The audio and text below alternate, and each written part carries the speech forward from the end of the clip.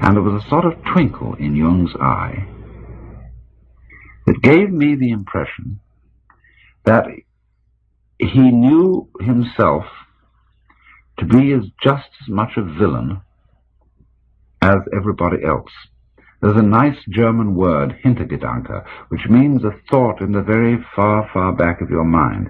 Jung had a Hintergedanke in the back of his mind, which it showed in the twinkle in his eye. It showed that he knew and recognized what I've sometimes called the element of irreducible rascality in himself.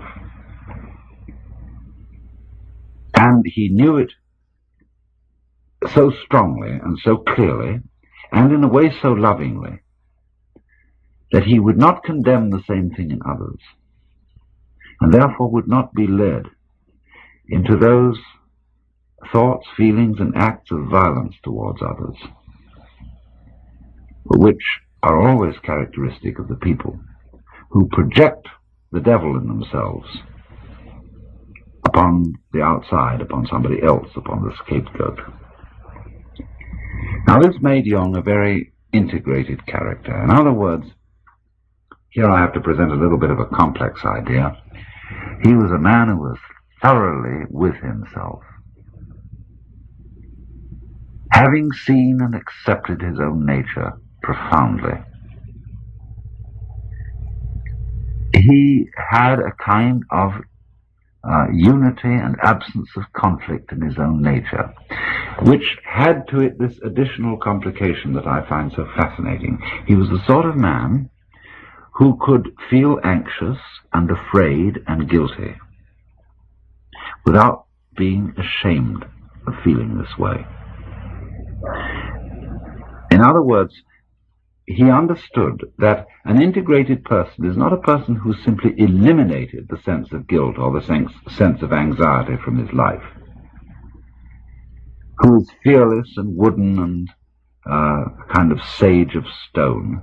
He's a person who feels all these things, but has no recrimination against himself for feeling them. And this is, to my mind, a profound kind of humor. You know, in humor there's always a certain element of malice. There was a talk given on the Pacifica stations just a little while ago, which was an interview with Al Capp. And Al Capp made the point that he felt that all humor was fundamentally malicious. Now, there's a very high kind of humor, which is humor at oneself, malice towards oneself, the recognition of the fact that behind the social role that you assume, behind all your pretensions to being either a good citizen or a fine scholar or a great scientist or a leading politician or physician or whatever you happen to be, but behind this facade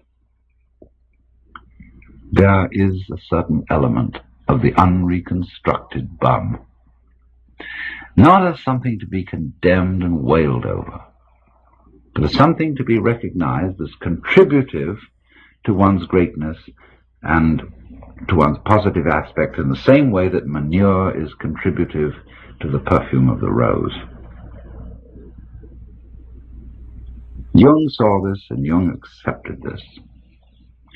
And I want to read a passage from one of his lectures, which I think is one of the greatest things he ever wrote, and which has been a very marvelous thing for me.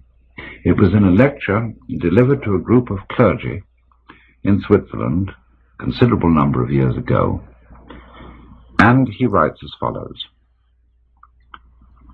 "People forget that even doctors have moral scruples, and that certain patients' confessions are hard even for a doctor to swallow. Yet the patient does not feel himself accepted, unless the very worst in him is accepted too. No one can bring this about by mere words. It comes only through reflection, and through the doctor's attitude towards himself and his own dark side. If the doctor wants to guide another, or even accompany him a step of the way, he must feel with that person's psyche. He never feels it when he passes judgment. Whether he puts his judgments into words or keeps them to himself makes not the slightest difference. To take the opposite position and to agree with the patient offhand is also of no use, but estranges him as much as condemnation. Feeling comes only through unprejudiced objectivity. This sounds almost like a scientific precept, and it could be confused with a purely intellectual, abstract attitude of mind. But what I mean is something quite different. It is a human quality, a kind of deep respect for the facts, for the man who suffers from them, and for the riddle of such a man's life. The truly religious person has this attitude. He knows that God has brought all sorts of strange and inconceivable things to pass, and seeks in the most curious ways to enter a man's heart. He therefore senses in everything the unseen presence of the divine will. This is what I mean by unprejudiced objectivity. It is a moral achievement on the part of the doctor, who ought not to let himself be repelled by sickness and corruption. We cannot change anything unless we accept it. Condemnation does not liberate, it oppresses. I am the oppressor of the person I condemn, not his friend and fellow sufferer. I do not in the least mean to say that we must never pass judgment when we desire to help and improve. But if the doctor wishes to help a human being, he must be able to accept him as he is. And he can do this in reality only when he has already seen and accepted himself as he is. Perhaps this sounds very simple, but simple things are always the most difficult. In actual life, it requires the greatest art to be simple, and so acceptance of oneself is the essence of the moral problem and the acid test of one's whole outlook on life. That I feed the beggar, that I forgive an insult, that I love my enemy in the name of Christ, all these are undoubtedly great virtues. What I do unto the least of my brethren, that I do unto Christ. But what if I should discover that the least amongst them all, the poorest of all beggars, the most impudent of all offenders, yea, the very fiend himself, that these are within me, and that I myself stand in need of the alms of my own kindness, that I myself am the enemy who must be loved, what then? Then, as a rule, the whole truth of Christianity is reversed. There is then no more talk of love and long-suffering. We say to the brother within us, Raka, and condemn and rage against ourselves.